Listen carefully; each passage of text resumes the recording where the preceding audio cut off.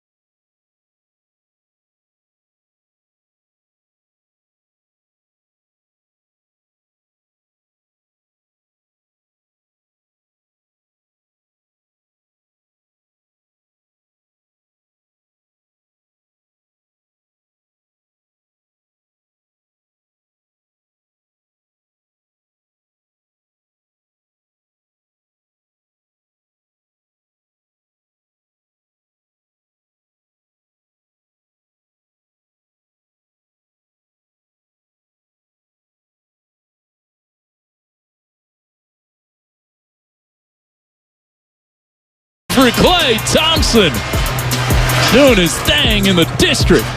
It's time for Warriors Wrap-Up. We'll bring you into the locker room and hear from Coach Kerr and the players. Highlights from the game. Warriors Wrap-Up starts now.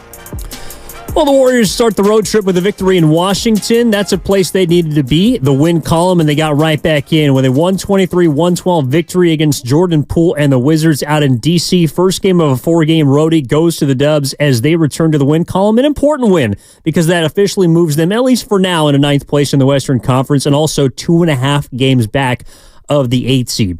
Evan Giddings with you here on Warriors Wrap-Up, and I think a lot to dig into from this game. Again, 123-112.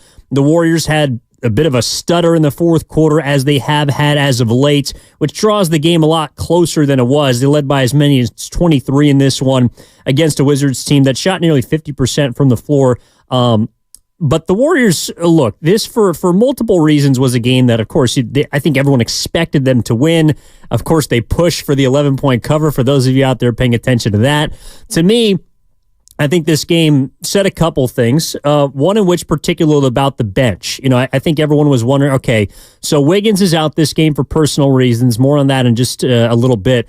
But Chris Paul's coming back. It's been 21 games. The Warriors, during his absence, have been 12-9 without. How does he kind of factor back into this game? How does he factor back into the rotation? Well, I think Chris Paul picked up right where he left off.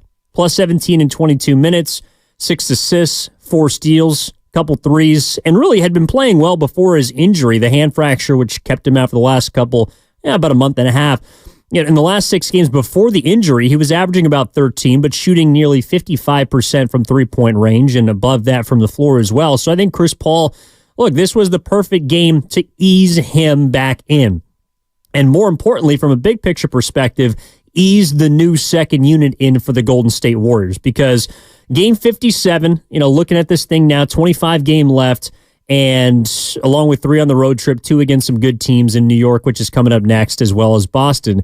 This is when, in this time of the season, you need to start building an identity. And I think the Warriors have been building an identity for some time now, but coming off of the loss against the Nuggets on Sunday, a loss that I felt like was kind of humbling for Golden State, I don't know if it necessarily washed the taste out of the mouth of a lot of fans watching that game, and I was there, but it certainly is a win that you need to get. Moves them back 3 games above 500. It's a Washington team that is pretty god-awful, especially after the deadline, moving what little pieces they did have. The Warriors are now 30-27. The Wizards are 9-49, and I think they only have 3 of those wins at home. So I'm curious what people believe that this game kind of factored into. To me, I was looking at this from more of a big picture perspective. Like, if they had lost, we'd be talking about something very differently, but I did not expect them to lose. They did not lose. And even though the first half was close, I figured at some point Washington would give up, even if Golden State wouldn't take it. And to me, both of those things happened in the third quarter before the Warriors and their fourth quarter problems persisted a bit too much for my liking. But 888-957-9570 is the number. Your takeaways from the game tonight as the Warriors win 123-112. Evan Giddings with you here on Warriors Wrap-Up. Shout out to the Comcast Business text line. Shout out to the YouTube chat and Twitch, powered by First NorCal Credit Union. I don't know if necessarily I'm looking at the rest of the road trip like tonight as far as being gimme victories, but it is a little settling knowing that the Warriors do have gimme wins on their schedule now. That's something that we couldn't say. Like, it was interesting listening to a lot of the shows today and talking about how the Warriors start their 4-game roadie. You got Washington, Toronto. Those are games you should be able to get. But I heard some people saying, "Oh, well, I don't know if you can. I don't know if you can assume a game against Washington. I don't know if you can assume a game against the Wizards." No, I think you can assume that the Warriors will win these kinds of games, similar to Friday against Charlotte. That game was closer than it should have been. Tonight's probably closer than it should have been. But these are wins that you can now assume for the Warriors. And that's something that we could not say for the majority of the season, which was a larger problem.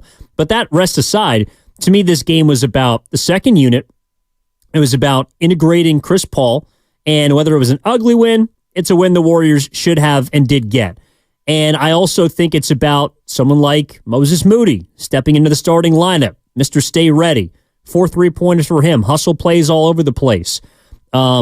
It's also a bit of an indication that we're getting into the dog days of the season because Steph Curry had his worst shooting performance of the season. He missed a season-high 15 shots tonight. The last time he missed 15 or more shots in an NBA game, it was April 2nd, 2023. He missed 20 shots against Denver. That was last year. He has not missed as many shots as he did this evening. He was 4 of 16 from downtown, 6 of 21 from the floor. A little bit more on that in a moment. But to me, Klay Thompson, I think he has been the consummate professional that a lot of us wondered if he could be, but has given us no reason to believe that he won't be coming off the bench. In these first 5 games, the Warriors are 4-1 since the change. Of course, the one loss is to their best opponent in Denver, but he's averaging 20 points on 48% shooting from the floor, about 45% shooting from three-point range, and playing 27 minutes. The move to the bench for Klay Thompson has been necessary from both an individual as well as a team standpoint. Once we sort of learned, and I think it was after the Brooklyn game during the last road trip, once we learned that Klay Thompson was no longer a necessity for the Warriors to close games and still win, I think everything shifted to, well, how do the Warriors maximize Klay? How do they get the best out of Klay while Klay getting the best out of Golden State? And I think they've begun to find that. Now, that will remain to be seen against New York and Boston, but here's the thing about Klay, which I love watching him shoot. He's able to just condense everything. He doesn't have to worry about playing 35 minutes. He can go play his game in the amount of time that he probably should be playing at this point in his career at his age with his injuries. And he should be still able to give you nights like these where he can shoot the hell out of the basketball. He can carry you offensively. And against a bad team, that's going to be good enough to win games. And those types of performances are valuable. And also, if Klay Thompson didn't play well tonight, that doesn't completely hurt you because he's not playing starting minutes.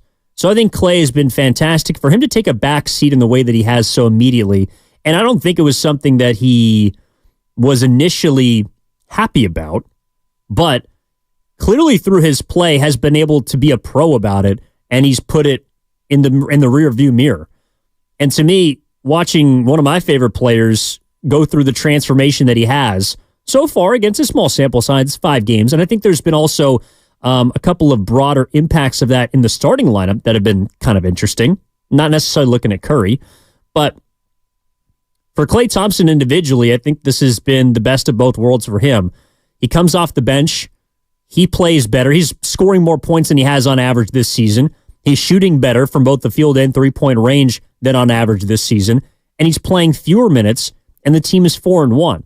To me, all of those are win-wins for Klay Thompson as well as the Golden State Warriors. And I'm also glad to see that this was a perfect kind of guinea pig game to see how him and Chris Paul would fit coming off the bench. It's one of the reasons why I felt earlier today why Moses Moody was going to start. Because even if Moses didn't play well, and I thought he had maybe a rough start to the game, but overall he was really good. And I was impressed to see the effort that he brought for a guy that had been pretty much out of the rotation. But I think this was a guinea pig game from the standpoint of you could afford to maybe not play as well throughout the full 48, which they didn't. I think at the beginning of the game as well as at the end of the game. But you can afford to kind of experiment a little bit with that second unit and Klay Thompson and Chris Paul, and I thought they paid dividends in a big way. Chris Paul's probably going to play more than 22 minutes most nights, and especially against good teams. Klay Thompson, I think tonight was a perfect example of what he can give you. And really the last 5 games of what he can give you. 25 points on 16 shots in 27 minutes. You know, he had 4 assists, a few rebounds, but he's out there to shoot. He's out there to score. And I don't know if the Warriors have necessarily identified their bona fide secondary scorer. I would like to think that it can be Kaminga. Tonight, Kaminga got back to basics and provided just an interior punch that he'd kind of been, for whatever reason, moving away from the last few games. He got out in transition. He attacked the 10. Jonathan Kaminga, this is one area that I'm always curious to see how many shots he takes is the three-point column. Kaminga didn't attempt a single 3 tonight because he didn't need to. Against a team like Washington, that's a team that Kaminga can dominate by just getting downhill and getting to the rim. And he did that. And so whether it's Kaminga, whether it's Klay as the second options, I know it's generally, you think about your secondary score behind Steph being someone in the starting lineup, but that's not always necessarily the case for teams. I mean, top of mind, Jamal Crawford's a sixth man who was the second scorer on a lot of his teams. Sometimes he was the primary scorer. Lou Williams, for a long time, came off the bench, averaging over 20 points per game. So, not to say Klay Thompson is like either of those two guys. I think they're different players, but Klay Thompson's more of a sharpshooter. I think Klay can come in Chuck, make his shots, also apparently facilitate a little bit, and be a part of a second unit that's run by Chris Paul. I thought the synergy between Klay and Chris Paul was extremely good right off the bat. And again, that's why I think that CP3 just kind of picked up ho-hum where he left off. There was a few plays where CP would either set a pick for Klay, just a body bag of a screen set up for an open three for Klay, or just a little handoff and run into opponent, create some contact, but create enough room for Klay to get a look off. Whether it was a three, Klay pump fake, step in, take an 18-footer, him and Chris play really well together. And I think it's because at this stage in Klay's career, they also kind of play at the same pace. Klay is a guy that could get up and down the floor. I think he could move in transition in his, pre-injury days. But since he just naturally has to play a little slower. And that's more of Chris Paul's game. And so I'm really glad to see from the second unit, those two guys immediately connecting with a chemistry that was conducive right now to looking at the bench. Of course, you got two double-digit scores. But overall, they were plus 20 in bench points in the first half. Now, you look at the secondary unit for Golden State, and Sharch was a part of it. I didn't think he was particularly great tonight, but Looney played effectively in his 10 minutes. I was surprised to see that Looney was a plus 20 in those 10 minutes, but also had a couple blocks, 5 rebounds. And again, all of this against a team like Washington are equations to victory. Like you don't have to play your best basketball to beat a team like Washington. The Wizards are awful. And it's funny because I feel like the biggest storyline coming into this game was probably the reunion between Jordan Poole and Draymond Green. Everyone's thinking, because Draymond, when the Wizards played at Chase Center before the new year, was unavailable due to suspension. So he wasn't on the floor. I don't even know if he was in the building that night. But him and JP were on the floor for the first time since Jordan Poole was traded for Chris Paul. And there were no fireworks. That's why, to me, looking at this game, it's about Klay, it's about Chris, it's a little bit about Curry, and I got some thoughts on him in just a second. I think it's about the fourth quarter issues that persist for the Golden State Warriors, and I thought it was about Mr. Stay Ready Moses Moody. But when it comes to Jordan Poole and Draymond Green, there were no fireworks from either of them. I know Draymond's line was decent, 6 points, 8 rebounds, 8 assists. I thought Draymond pretty much put it in cruise control tonight. And I don't know if he made the concentrated effort to not lose his cool or take things too personally, but I thought in 29 minutes he was fine. And I thought Poole played exactly like Jordan Poole has been playing, not just all season, but all of last season. That was a pretty prototypically Jordan Poole game. 5 for 17 from the floor.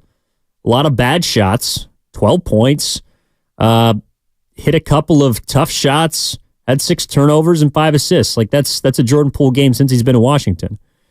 So, the most dangerous player on the floor for Washington tonight, I thought was Tyus Jones. Tyus Jones is a guy that might be the only player on Washington that I want any part of. 17 assists tonight for Tyus Jones and just 1 turnover. That guy could play for my team. But 888-957-9570. Jokes are coming in already.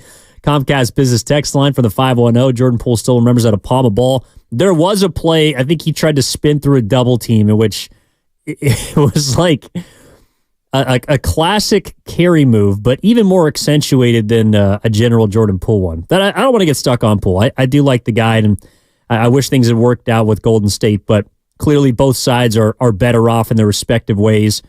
The Golden State Warriors are better off from having Chris Paul here with this particular team than having Jordan Poole.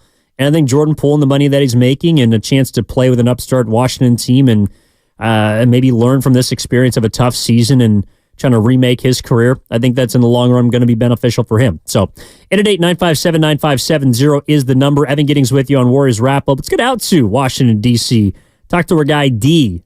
Thank you as always for calling. A little earlier tonight, though, D. What's up, my man? How are you? What's going on, Evan? What's going on? Not a mucho, man. How are you? Hey, listen, man. Bad game, but I'm happy we won. Yeah. It's nice to see Banana Peel playing for another team, you know what I mean? But my man Steph Curry was struggling tonight, man. Oh, yeah. My goodness. he definitely needs a couple of games off just to rest his old legs, man. But beyond that, man, this team needs help, bro. We cannot, under no circumstances, move on for another year without at least addressing the center spot. We cannot continue to rely on Looney and Saric to actually man the front court. This is ridiculous. It's an abomination. We are the doggone Golden State Warriors. We are the top of the top, cream of the cream. We need to do better in that aspect, man. I mean, as our boys continue to get older, we need to get younger and taller and stronger and more athletic. You know what I mean? We need to stop thinking about that small ball crap because that's only going to take us so far. Because right now, Steph Curry is no longer the dynamo that he used to be. Klay is no longer the dynamo that he used to be. So we got to do better in that aspect, man. Look, man, I'm going to hang up and listen to you from the other side, bro. Thanks, D. Appreciate it, man. Stay easy out there in D.C. By the way, I was just, it's kind of a shot at D.C., and I love you, D, but Washington, D.C. might be the worst four-sport city right now we have in the country. You look at the Nationals, irrelevant. The Capitals, I think, are like 5 or 6 games above 500, but they have a negative goal differential for those who keep track of hockey. You got the Wizards, say less, and then the Washington Commanders. Tough time to be a fan of D.C. So this is why I love D, because he loves the Warriors, calls in from D.C., not a shot at the city, just a shot at the sports teams right now because they're in trouble. Yeah, 888-957-9570 is the number. I'm with you, D. And this is something that, like, my partner Dan Devone and I on Warriors This Week every Saturday from 9 to noon have been discussing, like, just how around the deadline the Warriors could get better. And I never felt like they needed to blow this thing up by any means, but it isn't so much about the 5 position not being Draymond's, but I just feel like at some point they're going to run into, whether it's a team like Denver or a playoff series in which Draymond gets worn down a little bit, or maybe they're playing a condensed amount of games at the end of the regular season in which Draymond gets a little tired. Like, I thought Draymond kind of tonight, without saying it, took the night off a little bit. Like, he played 29 minutes and he got his numbers. He generally took care of the basketball, but I thought he was in cruise control tonight. And I think that's kind of how he has to approach games like this. Not quite Tuesdays in, January, but Tuesdays in February. You know, he doesn't know how to get out of the bed at this point of the season. But I think also that's wise because of the lack of depth they have at that position.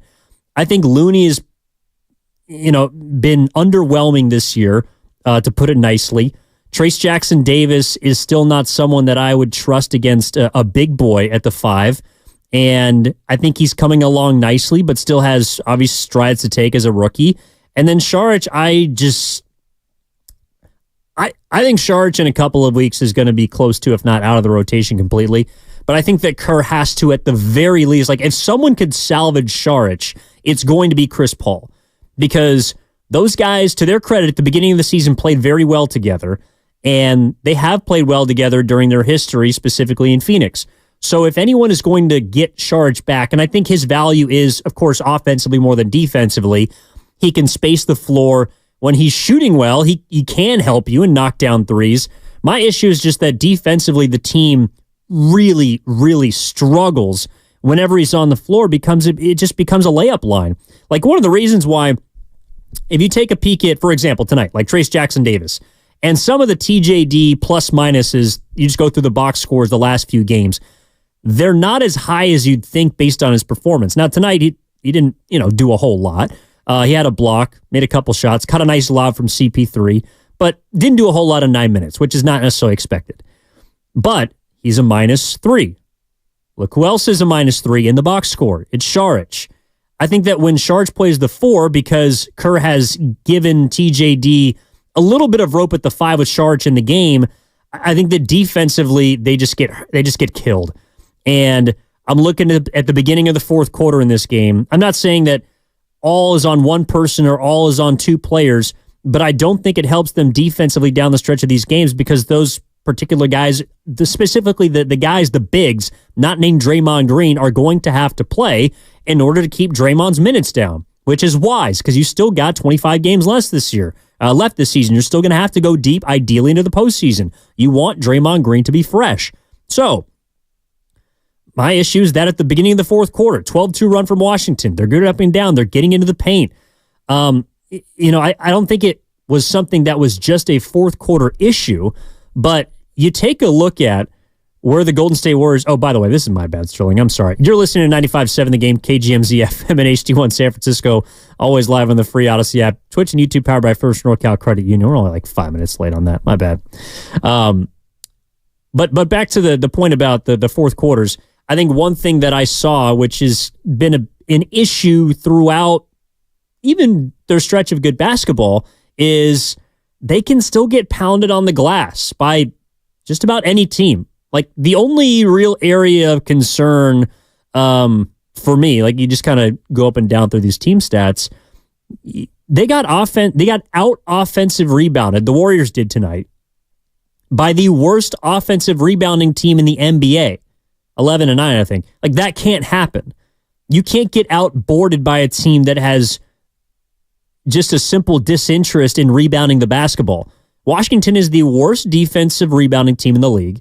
They are also the worst offensive rebounding team in the league.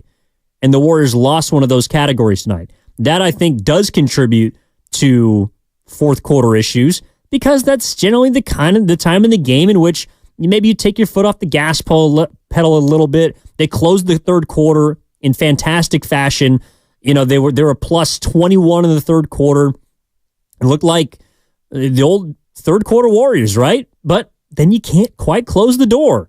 And then you are looking at having to play Steph a little bit longer than you'd like. He only played 30 minutes, but again, when he's not shooting well, when you'd like to sneak him some rest, you would like to have other teams wave the white flag, like for example, the Lakers did. First game out of the break when the Warriors were fresh, I thought they put the Lakers away. The Lakers waved the white flag with like 5 or 6 minutes left in the game. Those are the type of opportunities that you can use to steal minutes back for your players, and specifically the veterans, that I think are valuable in games like this. And that, to me, especially when you're heading into New York, but then you got a back-to-back in Toronto, and then you got Sunday in Boston. These are the kinds of games that you can use as mini rest days or mini kind of built-in resting efforts. And that is one area that I don't think the Warriors maximized wholly, because, A, they were not great defensively at stopping point of attack. 2, I thought they got hurt on the glass more than they probably should have. Bagley grabbing 3 offensive rebounds. Holmes, those are try-hard guys. Those are guys that are pretty much just going to get by through effort. And I thought in certain points of the game, I thought they out-efforted the Golden State Warriors. So 888-957-9570 is the number. Evan Giddings with you here on Warriors wrap-up after the Warriors take down the Washington Wizards. First game of the 4-game road trip. Final score 123-112. Next game, of course, is going to be on Thursday, Friday, the back-to-back in Toronto, and then or in New York and then Toronto. But it's valuable. The win is from the standpoint, again, that you move to 10 games back. So you're essentially in a tie with the Lakers, who you right now have an advantage of because of winning percentage. I think the head-to-head still goes to, or I should say, is still tied. But then because of the conference record, the Lakers would have the head-to-head. But the Warriors are slightly ahead of the Lakers right now in 9th place because of a dude.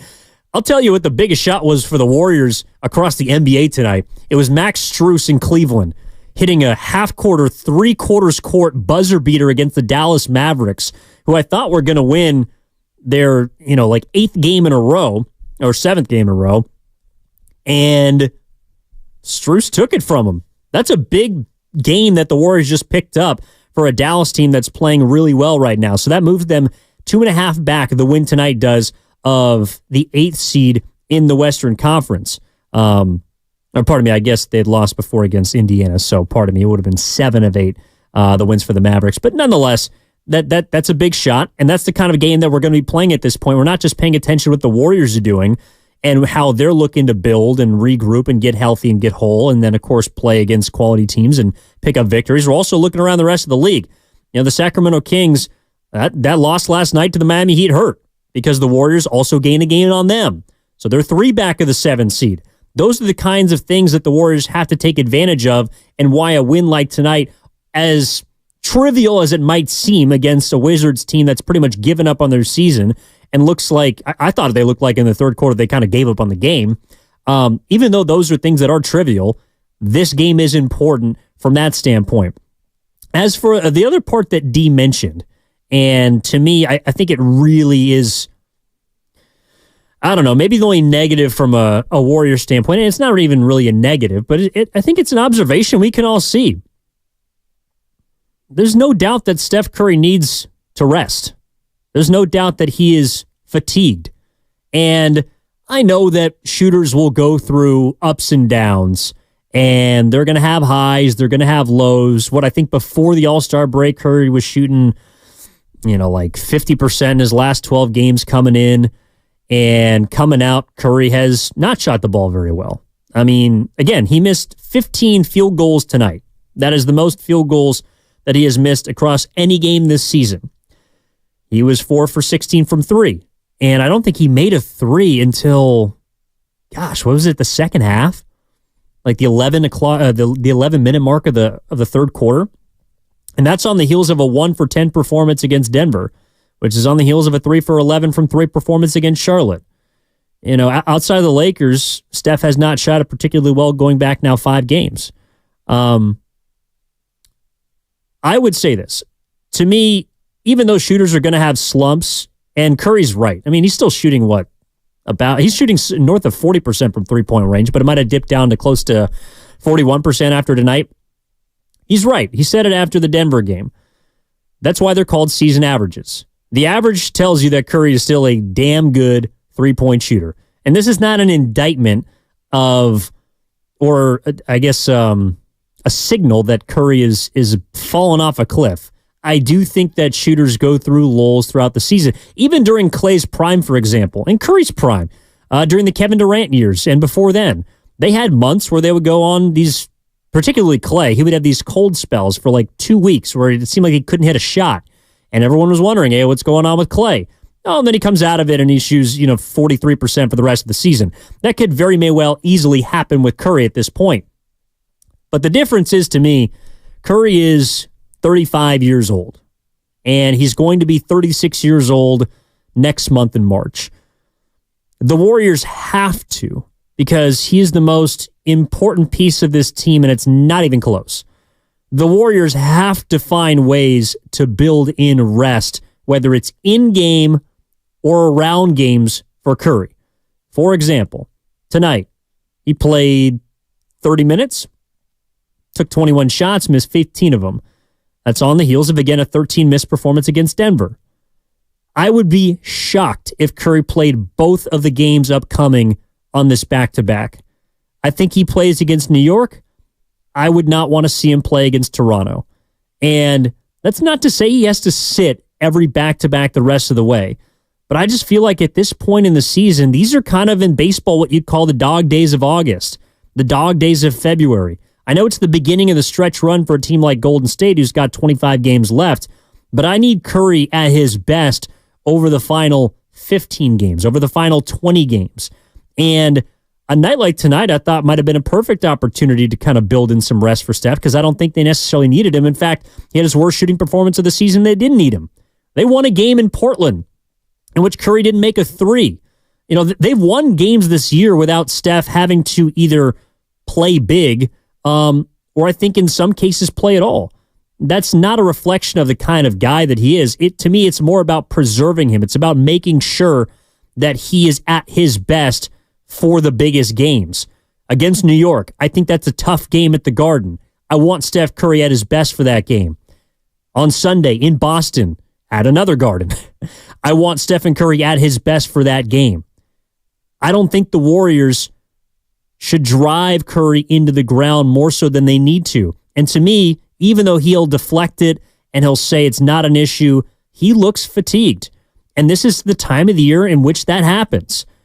And I think that Curry needs some rest. I think he deserves some rest, for crying out loud. This guy has had to shoulder so much, not just throughout this season, but the last couple of years. And that's something that's very difficult for players at the age around 35 or beyond to do. He is the exception. He's an outlier. He is one of one. He's an original. But even the one-of-ones sometimes need time off. And I think that over the last, 3 games, 4 games, 5 games, Curry has earned it.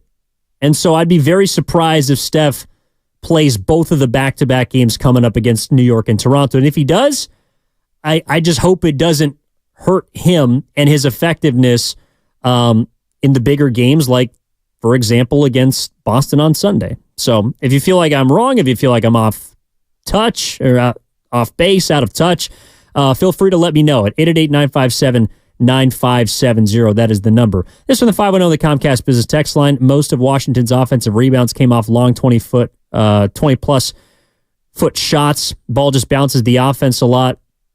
Could be a tough bounce for the Warriors. I mean, I would also say the Warriors take a lot of shots that are from the perimeter. And does that mean that they're necessarily the greatest, rebounding team just because they get a lot of those balls? Like, no. I mean, I think, yes, the NBA is more perimeter generated than ever before. But I don't think you chalk up getting out offensive rebounded by the worst team at it in the league to just, well, they took a lot of long looks and the ball bounced their way. That to me. Maybe on a few of them. But 888-957-9570 is the number from the YouTube chat powered by First NorCal Credit Union. This from DSGB. You start resting him when we're not making the playoffs. I don't know, man. Look, the other part of it is the last thing you can afford at this point of the year, and really at any point in any season, is for Curry to get hurt or to get a strain or to have something that requires him to miss a week or two.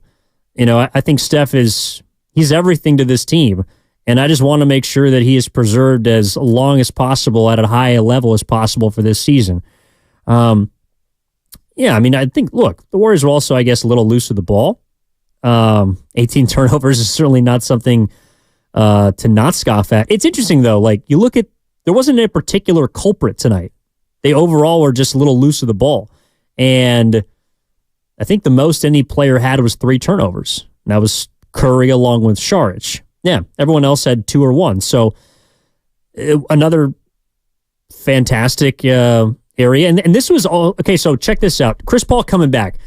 A lot of people wondered what the pace would look like. And it's only one game. But if the Warriors and the ball would continue to move, if they continue to get up and down, the transition points, would they continue to be aplenty for the Warriors, or really just the pace that they've been playing with, right?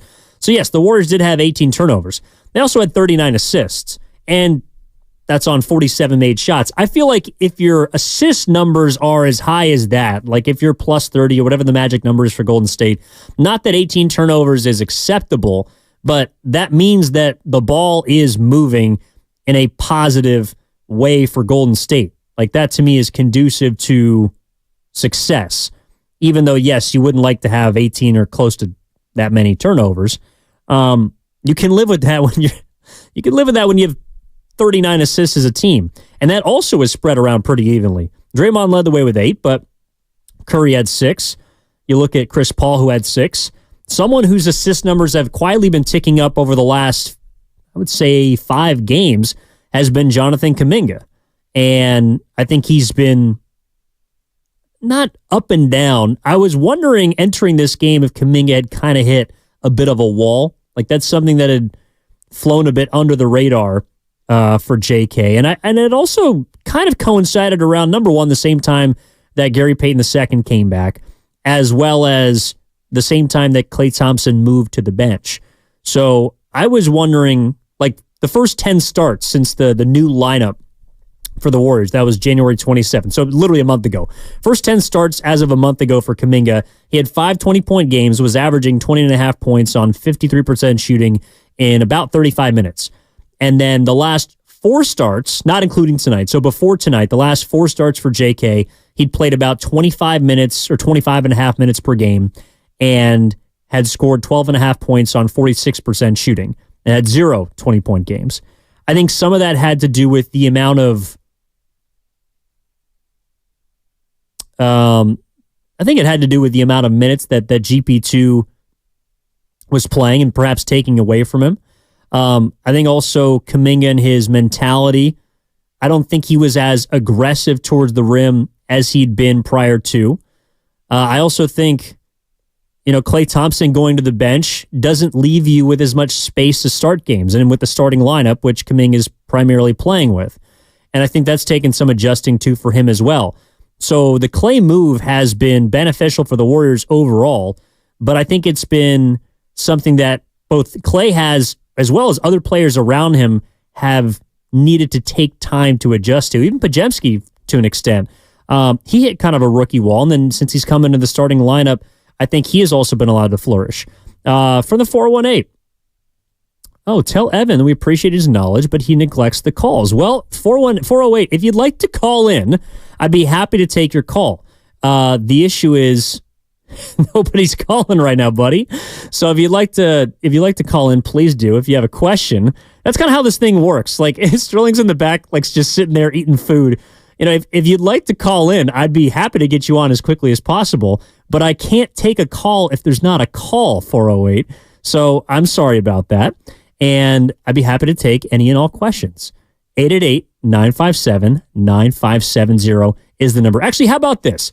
Let's step aside, take a break. On the other side, we're going to hear from Steve Kerr. We'll take some of your calls. How about that? If you call in, and if not, I'm going to continue to pontificate until the remainder of this show. So there's that.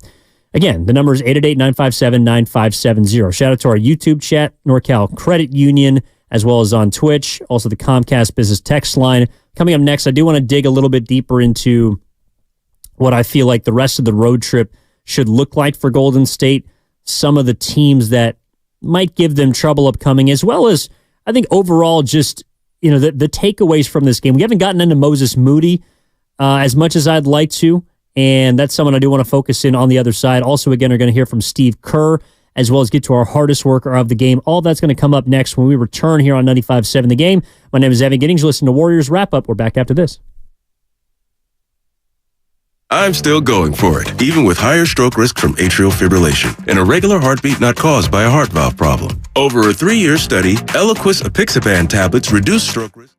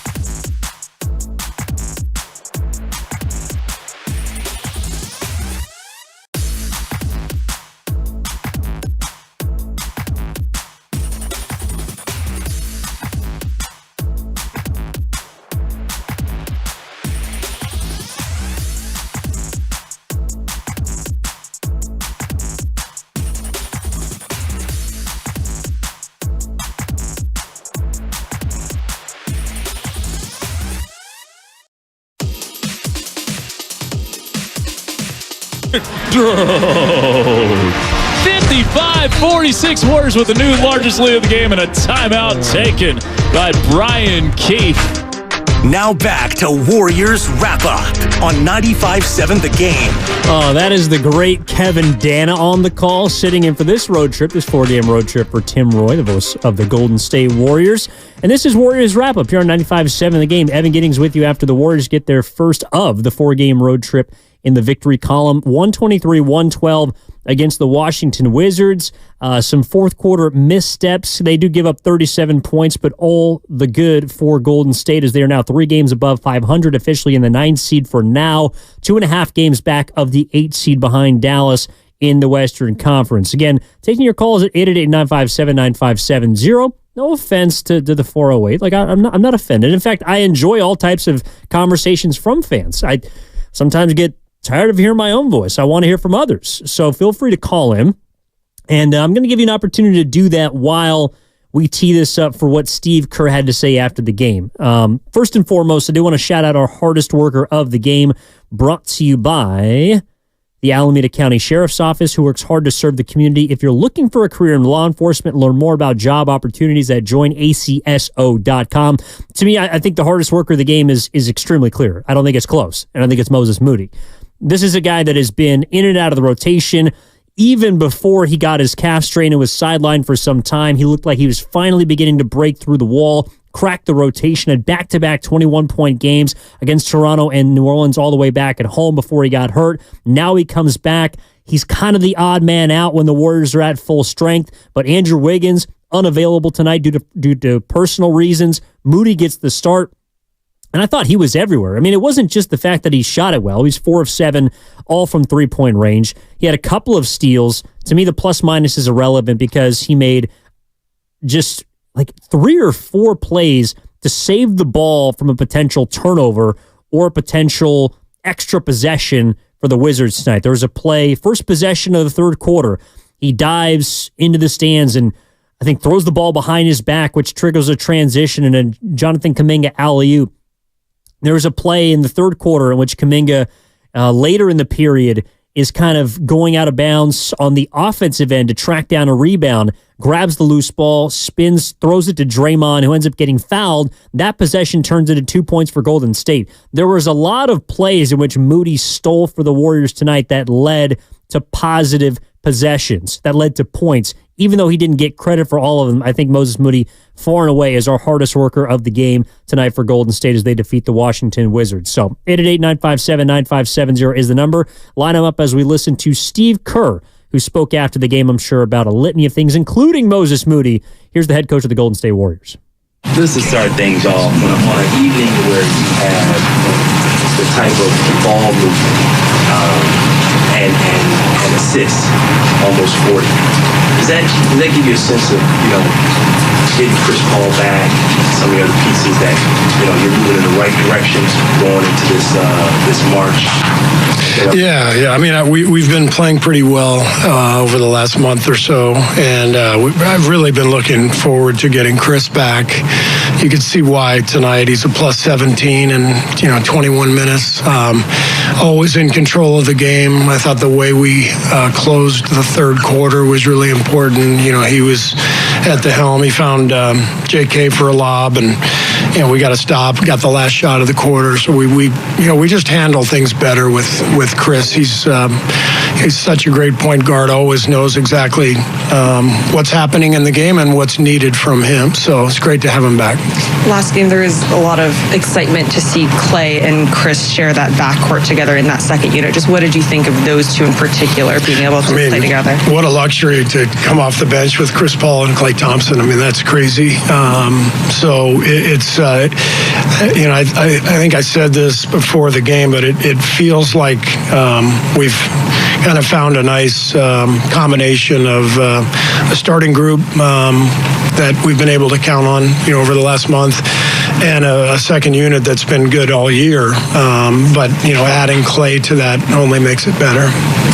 You mentioned the lob to Kaminga late. That was off, Klay kind of dragging 2 out to the perimeter. I mean, What do you just, I guess, X's and O's wise think of those two together and the kind of stuff you can do? Chris and Klay. Yeah. Just, that was Chris seeing, obviously, the gravity and setting up. Yeah, I mean, that's not a play call.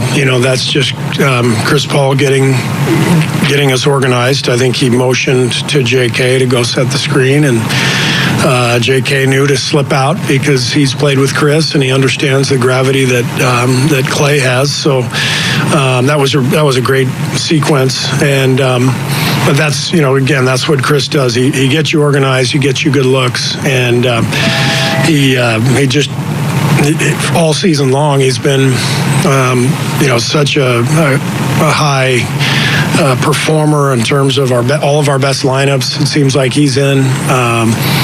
He just knows how to play. What did you make of Moses' minutes tonight and just the impact? I loved what Moses did. Didn't surprise me at all. He's such a pro. He's such a great young guy. Just so high character. To put him in the starting lineup and to have him come out and play the way he did, it didn't surprise me because it's kind of what he does. He's reminds me a lot of Loon. He's very quiet but professional, does his work, and always stays ready. What do you think of that sequence he had where he got the steal, the behind the back that set up another Kaminga dunk? That was a big play. Yeah, he chased down that long pass and then threw it behind him and threw it all the way out. That was the key, throwing it out to half court and not throwing it underneath the basket, which is dangerous. So I thought Moses just had several hustle plays. So did Gary. Felt really good to have Gary out there in a game like that where they went small and tried to spread us out. And I thought Gary made a real impact as well. That was Steve Kerr after the 123-112 win for the Golden State Warriors tonight in Washington. I think he touched on a few things to me, but the larger, again, takeaway from the game, and I think Kerr is dead on about Klay and Chris Paul. Like, those, to me, are the two stories from tonight. And Klay's kind of been building to this point.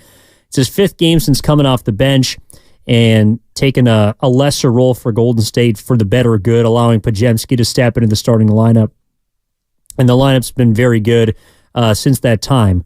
You take a look at Klay right now in those 5 games, averaging about 27 minutes per game, scoring close to 20 points, shooting close to 50%, shooting close to 45% from 3.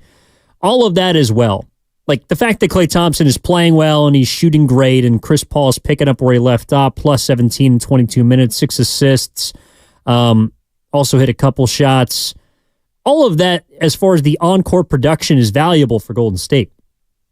But to me, where Klay Thompson and Chris Paul always did this from the beginning of the year, but now that Klay has stepped into kind of a lesser role with the team, it's such a tone-setting type of decision by Kerr, number one, but it's a tone-setting role change for Klay. And I'm trying to find the right word for it, but to me, when Klay Thompson went to the bench, that is a move that can go one of two ways. Klay can take his basketball and pout and go home and say, this isn't for me, and I'm not going to buy in, and I'm not going to try. But I think and maybe it's just because he was the last of the big three, like he hadn't come off the bench since his rookie season. Everyone was wondering what was going to happen. But I think that Chris Paul and his return in a way, and where my mind is moving towards is, like, Chris Paul sort of set the table for all of this. Chris Paul was the guy that during this summer we thought was going to be combative about coming off the bench, that he needed to, but he was going to be combative about it. And he was the guy who had started 1,000 straight NBA games. He was the guy that had been the bulldog and the floor general for all these teams that had won games. And even though he hasn't won a championship, he's had a great winning percentage wherever he's been. Klay Thompson had never done that before, but he'd seen Andre Iguodala be a finals MVP and come off the bench.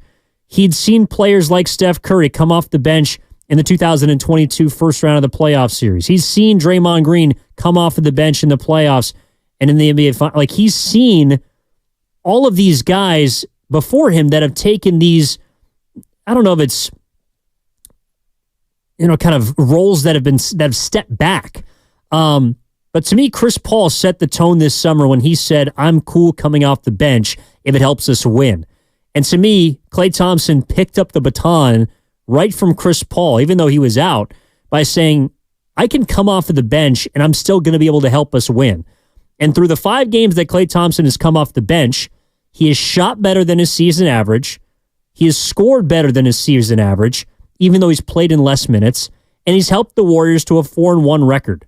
That to me is very important because the rest of the team is also looking at Klay. They're looking at a 4-time champ and they're saying, this guy is not afraid to take a step back. They're looking at Chris Paul at the beginning of the season saying, this guy started 1,000 straight plus NBA games. He's not afraid to be the 6th man. He's not afraid to come off the bench. And the fact that the Warriors have 2 Hall of Fame players coming off their bench, that might be the most unique second unit duo in NBA history. Think about it. Klay's got 4 chips. Chris Paul is a first ballot Hall of Famer. Klay Thompson, in all probability, is too. They have 2 first ballot Hall of Famers coming off a bench behind a starting unit that features 2 players that are 21 years or older younger in Podziemski and Kaminga. That I would put up against any second unit in history as far as the uniqueness of it. And that to me is such a reflection of their leadership and goes against all the kind of sensitivity that I think we just impress upon players like Klay and Paul, that they won't be able to take a back seat to these younger guys or to players that they feel like they're on the same level with, that they have the same pedigree as, and Curry and Draymond. And yet they're able to do it, and they're able to succeed in doing it. And though tonight was a game against Washington that they should have won, and they did, and might have been closer than it needed to me, that's also a tone-setting type of game for the second unit to say that we can have these 2 extremely unique players come off the bench, be okay with their roles, understand that some nights they might play a lot, they might not play at all, they might close, they might not, they might step in, they might take a back seat, and still be able to leave their ego at the door.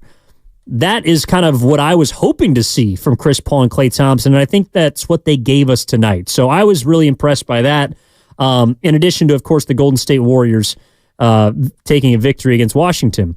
From the 510 on the Comcast Business text line, Klay was still reluctant to take a back seat. That's probably true. I don't think he wanted to go to the bench. I also don't think Chris Paul wanted to go to the bench. But Chris Paul, because he got traded, didn't have much of a choice. Klay Thompson, because he was shooting a career low from 3-point range, I don't think had a choice. And I think also with the way the Warriors were playing, gave Steve Kerr the ability or the data or the whatever you want to say, like it gave him the green light to make that move.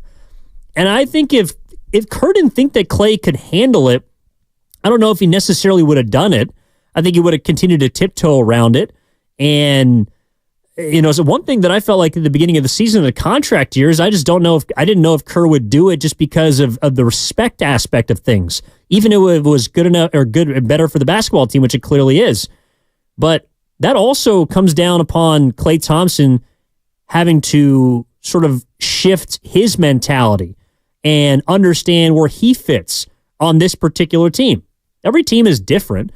Like the Warriors, for example, are 3 games above 500. At this point last year, they were 500. They made the 6th seed last year. I don't know if they're going to make the 6th seed this year, even though I think this is a better basketball team than the one last season. The Warriors, to me, are more together. I think they're building more of an identity. And I think that identity, in addition to, of course, Curry being the center of it all, like the root of the identity that was necessary after last season was essentially, not putting yourself first. Like I felt last season, and there's still probably some this year, but last year there was so many agendas. Like Draymond Green trying to work his way back from punching the guy that he played against tonight for the first time in Jordan Poole. Jordan Poole trying to bounce back from getting punched by Draymond Green, but also coming off of getting and making finally his large amount of money. Andrew Wiggins having his personal leave of absence. Jonathan Kaminga stepping in to replace Wiggins, but knowing eventually he was going to go back to the bench. Moses Moody fighting for minutes with Anthony Lamb and Ty Jerome. Like there were so many agendas on last year's team, and I think there's still some of that residue that sticks, but that's been not completely corrected, but the Warriors have made a huge effort in my mind to kind of wipe away whatever was on last year's team. Part of that was by trading Poole and bringing in someone like Chris Paul, but part of that is also Paul taking a bench role, is now Klay taking a bench role and succeeding in it. Because at the end of the day, yes, winning solves everything. If the Warriors had gone 1-4 since Klay Thompson had gone to the bench, then I don't think we'd be talking like this. And I don't think Klay Thompson would be talking about how he's willing to do whatever it takes. Because he's willing to do, and this is not just Klay, players often are willing to do whatever it takes to win. You don't ever hear a guy say, or a woman say, I'm willing to do whatever it takes to lose. That's not how this works. Klay Thompson is bought in and performed well, and the Warriors are 4-1. Even against Denver in the first half, I thought he played very well. Didn't play in the second half very well, like the rest of the team, as the Nuggets just completely rolled them. Now I'm looking forward to see how Klay and Chris Paul can play together in that second unit on Thursday against New York, who, by the way, got absolutely shellacked tonight at the Garden against the New Orleans Pelicans. They might be missing, and all probably will be missing, the likes of Julius Randle and OG Anunoby. So that's a game the Warriors might be able to get. The Knicks are right now not the 20-10 team that their home record purports them to be. They're lesser than whole. That's a game you can get.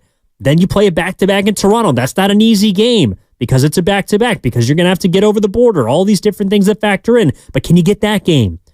And then you look at Sunday as a gravy game against the Celtics. That's kind of how I looked at the Denver game. I didn't expect the Warriors to win against the Nuggets.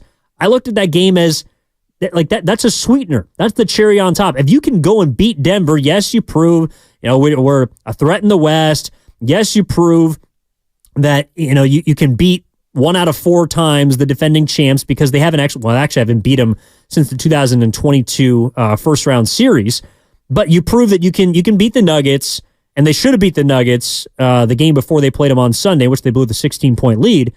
But all of that is well from a micro standpoint. But if you win the game, you move a half game up. You lose the game, you beat Charlotte, you beat the Lakers, you got the head-to-head against LA.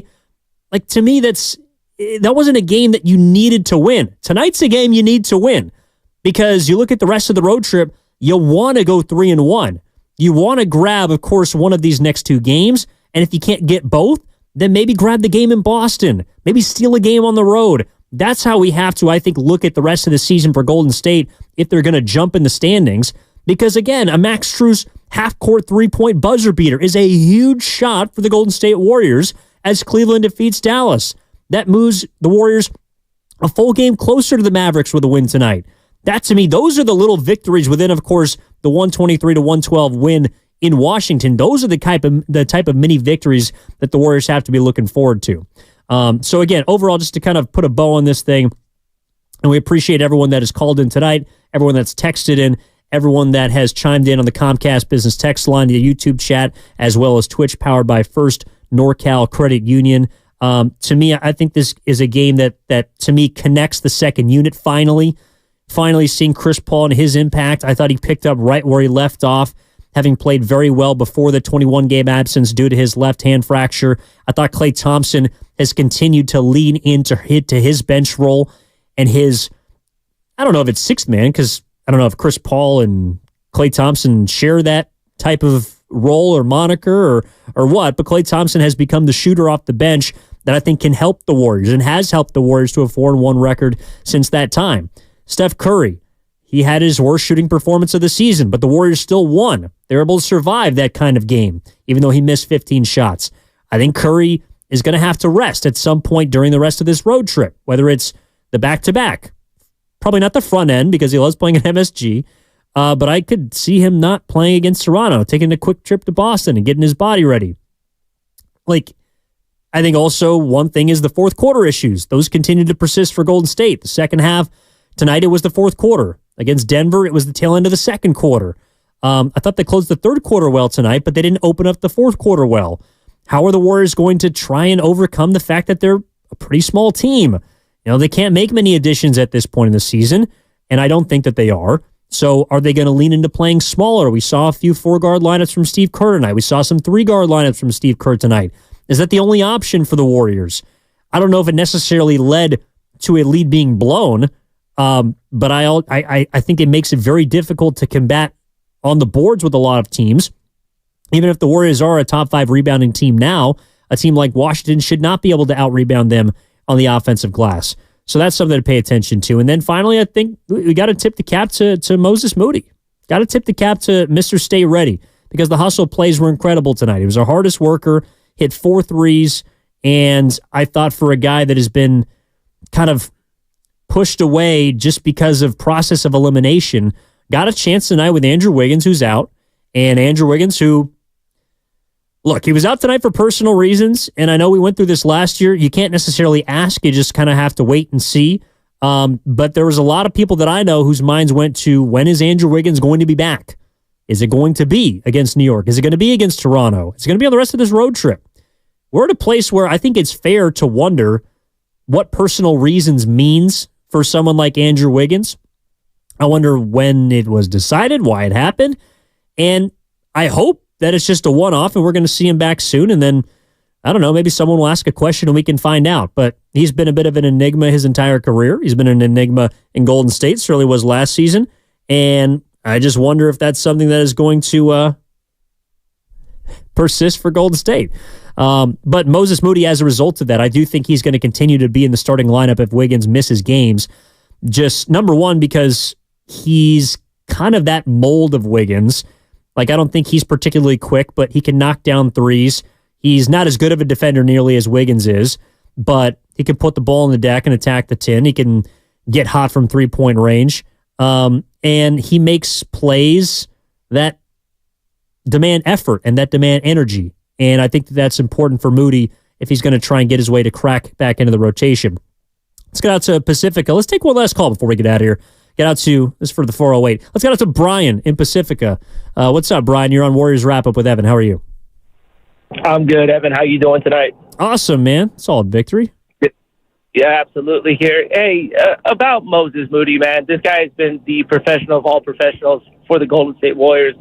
I mean, when the man came from Arkansas, his big quote was, if he wanted to get starting time, he would have stayed in college, but he knew that he was going to, see limited time in the NBA, especially on a roster like this year. And I felt like this year was supposed to be his year to really, really break out and kind of emerge from that. And you saw kind of how that started to take place. His three-point shooting was great. His defensive effort was there. His overall knowledge of the game really started to blossom until the injury here. Now, you're talking about a guy who was about to break into the starting lineup, kind of have to start fighting for some more minutes here.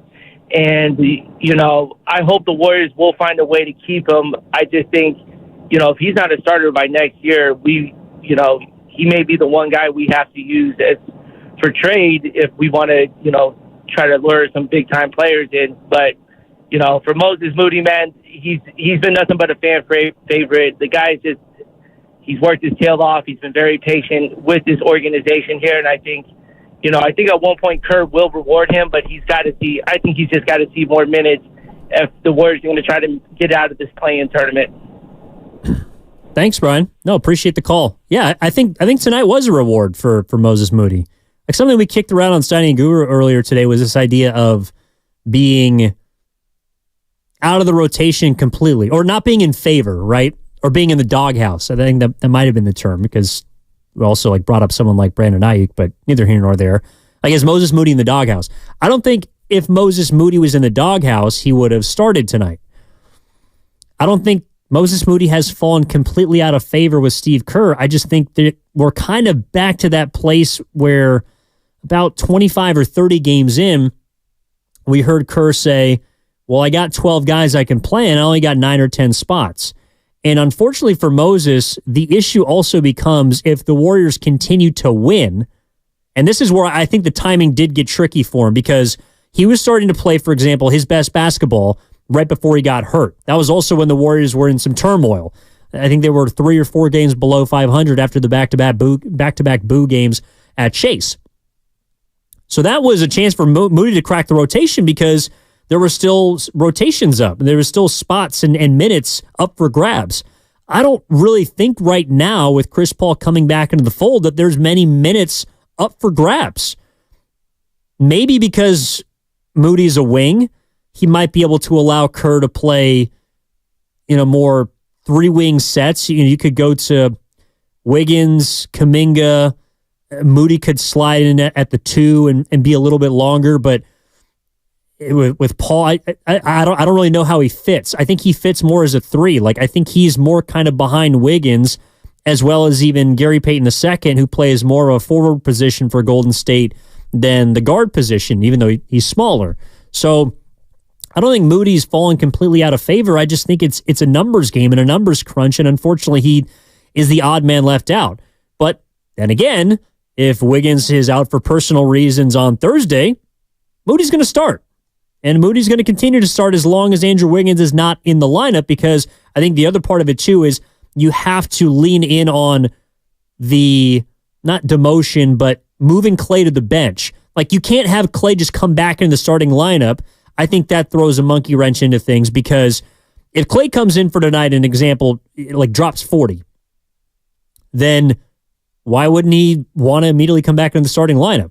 Like, I don't think that Kerr could kind of move Klay back and forth so quickly. It's only been 5 games now, and Moody's the most likely guy to slide in. I think he profiles well as a Wiggins-esque player as far as what he does, and they're kind of measurables, but also Moody does some different things. And I just felt like Moody, outside of the first quarter, I thought he was a little lost at first, but outside of the first quarter, he was really good tonight. And he made a lot of energy and hustle plays that should keep him at the 20 to 25 minute mark, which he was this evening, if he needs to start for Andrew Wiggins. So I was happy to see him get those minutes, but I don't think that he's going to get a ton of them if Wiggins is healthy, because let's say also, for example, someone like Lester Quinones, who had been moving ahead of Moody in the minutes category. I think they play slightly different positions, but Quinones is someone that only played 1 minute tonight, and it was in garbage time. He's not going to play. So, I think it's a tough spot that Moses Moody is in. But as long as the Warriors are winning, I don't know if Kerr is going to have evidence to shake things up. But then again, if Wiggins misses tomorrow and maybe misses a couple more games on this road trip, which is absolutely a possibility, and Moody plays really well, well, then Kerr might have to find some minutes for him. I would personally like to see if Moody could take a few minutes away from someone like Saric. And if the Warriors could kind of find a different bench combination with TJD at the 5, maybe you move Gary Payton to the 4. You have Moody at the 3, Klay at the 2, CP at the 1, or Gary one of the forward spots and Klay at the other. Klay could play the 4 because he's defending bigger players anyways. So maybe that's something that Steve Kerr and the Warriors are kind of considering, because I also think if Saric is not hitting threes, for example, tonight he's 6'9", he grabbed 0 rebounds. That's something that you can't have from a forward. So I don't know. It's interesting. Of course, now people are calling it. All right, let's as we wind this thing down, let's get up to Tim in North Carolina. Clean up the phone lines. 888-957-9570. What's up, Tim? How are you? What's up, Evan? My bad, man. I didn't mean to wait so late. No, you're all good, man. I know it's early for us, so it's probably earlier for you out there too. Yeah, I just you was talking a little bit earlier about Steph being tired and Kaminga and the minutes going down, and I think if you look at how Steph is playing out there, he's just playing kind of reckless and doing a lot of shot hunting. When if he took his time and did a little bit more facilitating, he could do a little bit more resting on the court. I mean, look at one thing that this move did. If you think back to the days of KD, Steph, and Klay out there on the court together, it was a little bit of all three of them getting the offense funneled through them.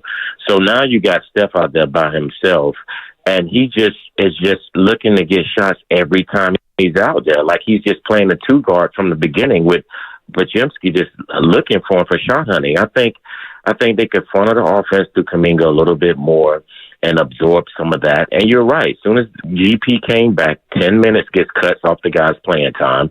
They're not really trying to go through him anymore like they were doing. And I think that's just a disservice. I think they're going to hurt themselves in the long run, because instead of growing on that confidence you were instilling him, if you look at how Kaminga is playing now, Kaminga is almost playing not to make a mistake, so he's not pulled out of the game. He's making smart decisions. Don't get me wrong. The assists are up to about 5 a game. He's filling a stat sheet. But how many times do you see him have a wide open 15-footer that we know he can make, and he's not even taking it? They're just not even funneling it through him. And I know what's going through the kid's mind. He's already lost about 10 minutes a game since GP is back, and he knows if he makes any mistakes, he's going to be yanked out. So I think we're making a mistake by not – I'm not going to say Kaminga is KD. We know that's not the case. But this team was able to play with a guy who was a one-on-one, more of a shot maker type of guy, create his own shot with Steph back in the days, and that helped Steph. Steph didn't drive himself into the ground back then. So I don't know why Steph feels the need to just gun the way he's doing, because he doesn't really need to.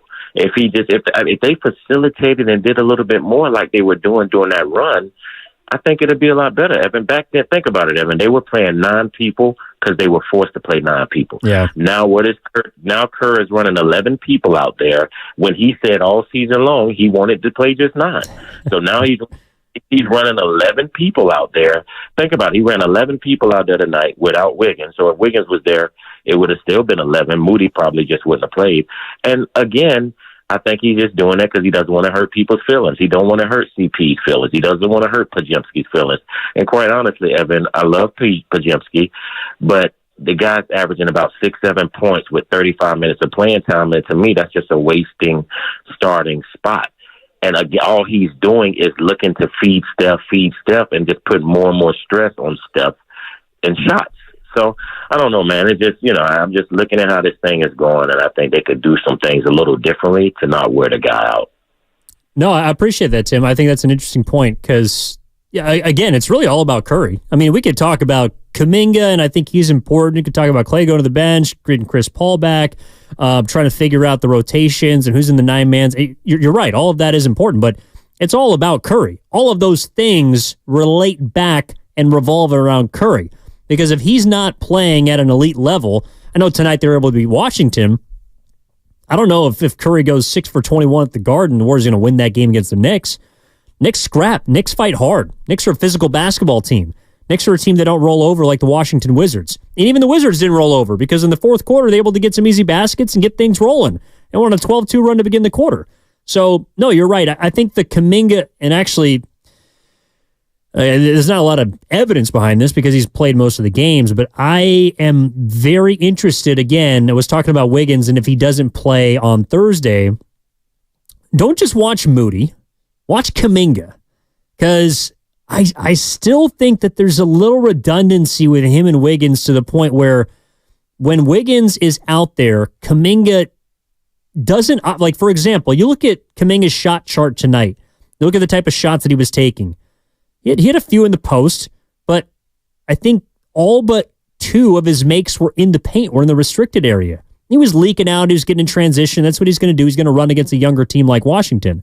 But I think also without Wiggins there to take some of those post touches away, his game offensively is similar to Wiggins right now. Wiggins might shoot a little more from three-point range than Kaminga does, but their games are similar offensively. And I think you're right, with less minutes allotted to JK, Tim, he's trying to make more of the other plays as opposed to playing his game offensively. And I think that for the Warriors to be successful and maximize this season, that JK does have to be the dependable number 2 offensive option. That might be too much to ask of a 21-year-old, but I feel like that helps them get to their ceiling and where they're at. All right, you're listening to 95.7 The Game, KGMZ FM and HU1 San Francisco, always live in the free Odyssey app, Twitch, and YouTube, powered by First NorCal Credit Union. So we'll leave you with that. We'll leave you to stew on that. And a reminder that the Golden State Warriors will take on the New York Knicks. That's going to be on Friday to try and improve on their 30-27 record. And that game is going to be coming up at 4:30. Warriors live right here on 95.7 The Game at 3:30. Kevin Daniel will have the call and the tip-off for a TNT game at the Garden, followed by the Friday matchup at 4:30 also in Toronto. But that'll put a bow on it for this edition of Warriors Wrap-Up. Appreciate all of you tuning in. Appreciate everyone that called in, everyone that texted in, everyone that chatted in on YouTube and Twitch, powered by First NorCal Credit Union. Big thank you to Sterling Bennett, our network coordinator. Big thank you to our guy Ken Luttrell, along with Mark Grandy, working back here in the 95.7 The Game studios.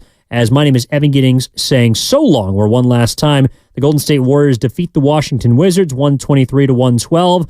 Now 2.5 games back of the 8th seed. That's where the Warriors at. They'll look to build it on Thursday. We hope that you tune in, and hope, of course, that you tune in tomorrow to 95.7 The Game from 6 to 6. In the meantime, it's been real. I appreciate you tuning in, and I'll talk to you next time. Enjoy the rest of your evening. At Fisher Investments, we may seem like other money managers, but we're different. Are you